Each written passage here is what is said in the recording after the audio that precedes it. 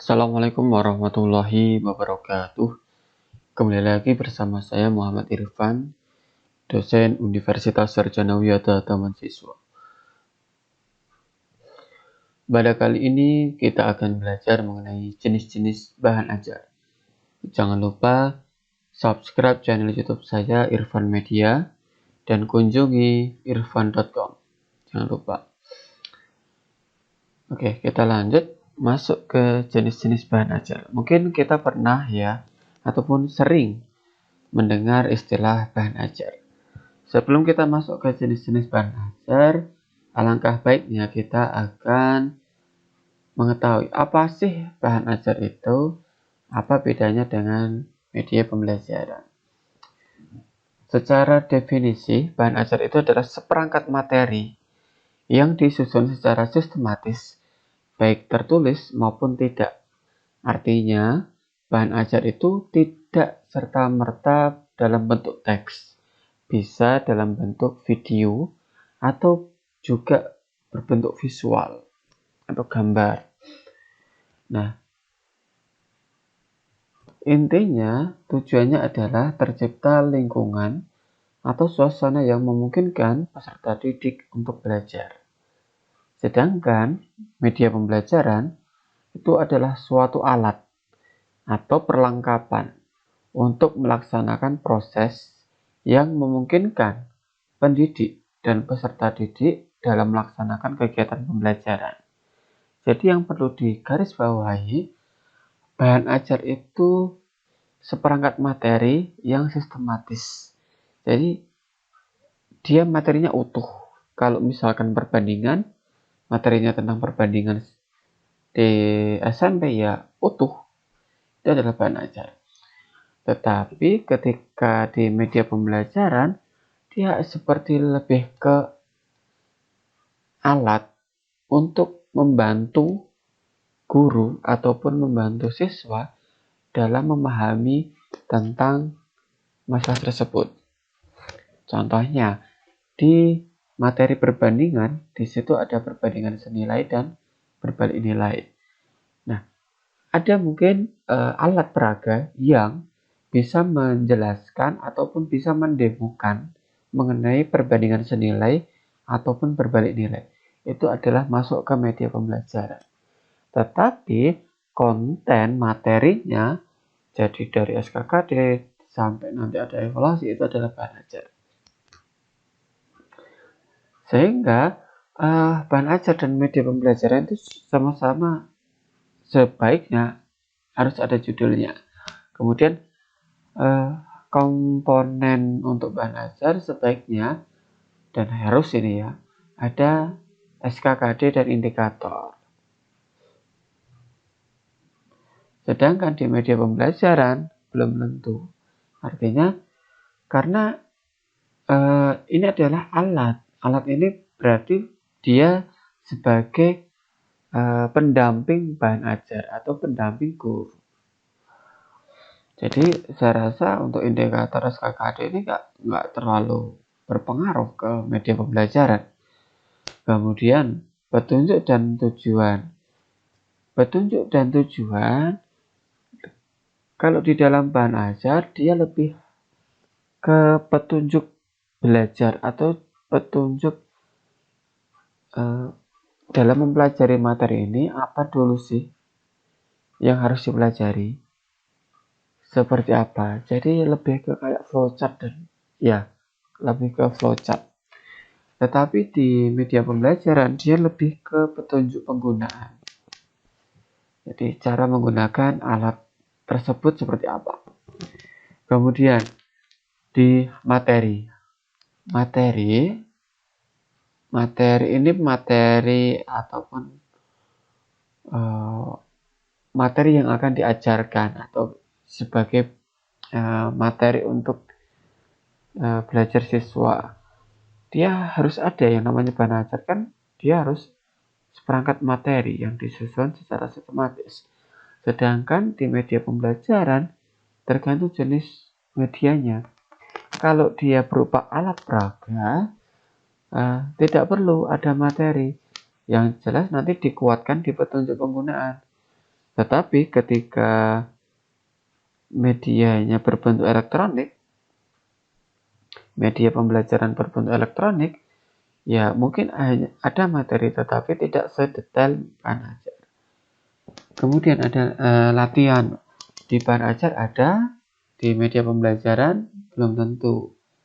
Bisa jadi latihan untuk penggunaan alat peraga itu bisa juga tidak. Jadi lebih ke petunjuknya itu bisa jadi nanti siswa ataupun guru itu bisa mengeksplorasi lebih jauh.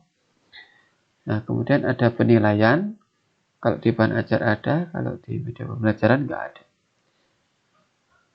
Sekarang, selain bahan ajar dan media pembelajaran, kita juga perlu tahu apa sih perbedaan bahan ajar dan buku teks.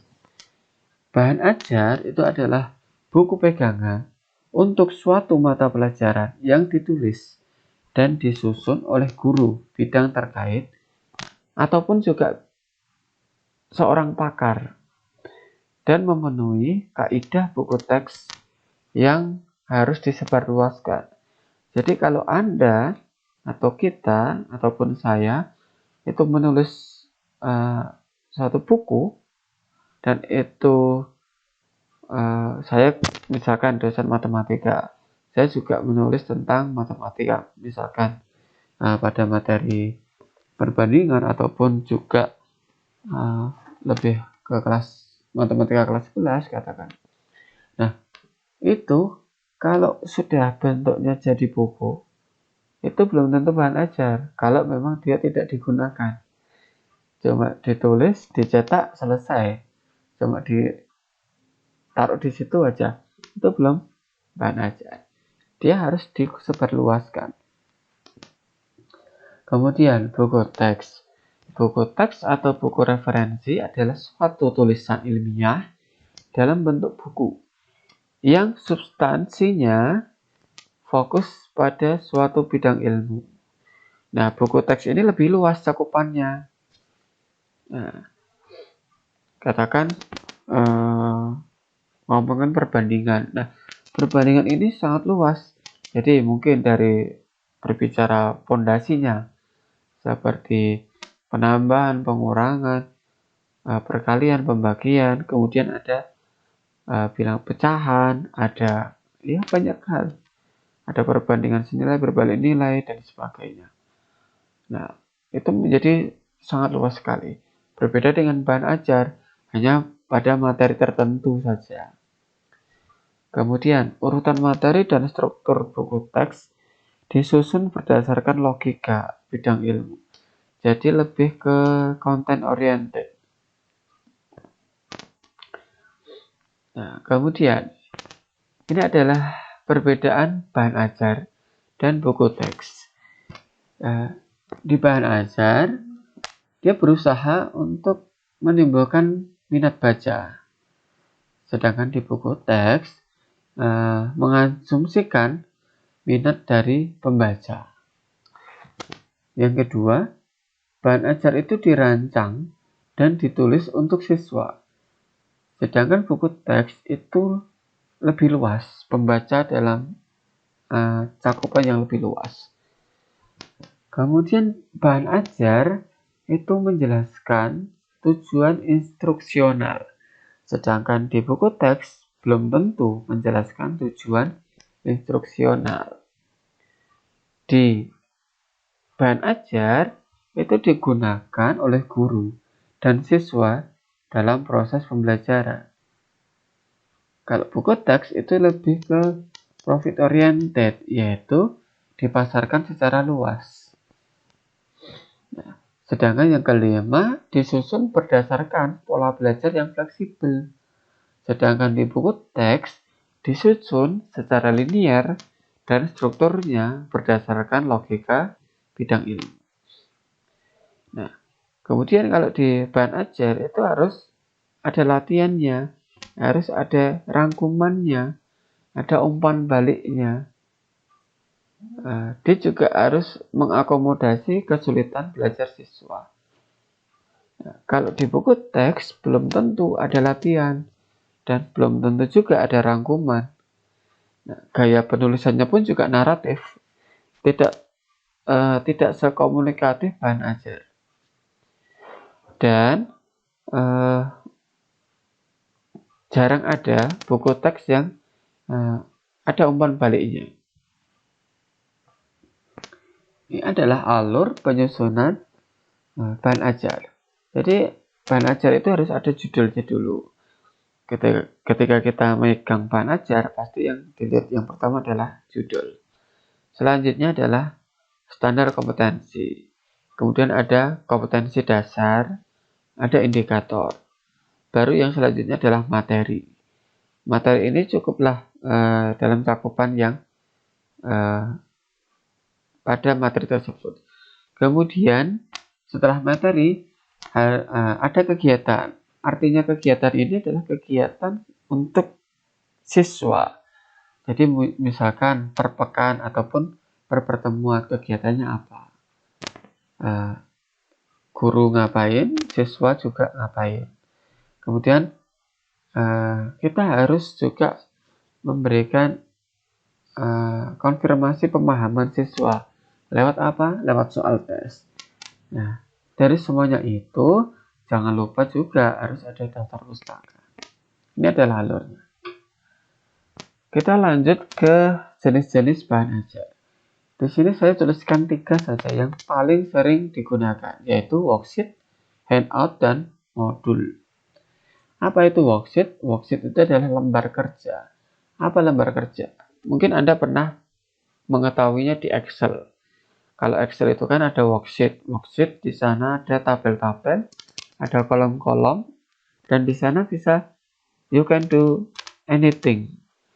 Kan kamu bisa nulis apapun, bisa membuat rumus apapun, bisa mengonstruk apapun, ya sesuka kalian. Itu tergantung dari apa instruksinya. Sehingga ketika kita tarik di dunia pendidikan, di dunia pembelajaran matematika, ini juga sama. Dia adalah suatu media ataupun suatu kertas lah ya, yang diberikan oleh seorang guru kepada siswa. Jadi ini ada suatu instruksi dari guru ke siswa. Ada daftar tugasnya. To-do list-nya ada di sana yang harus diselesaikan oleh siswa. Kemudian ini adalah kata lain dari worksheet. Ada lembar kegiatan peserta didik. Kemudian ada lembar kegiatan siswa dan sebagainya. Ini adalah sama seperti yang tadi.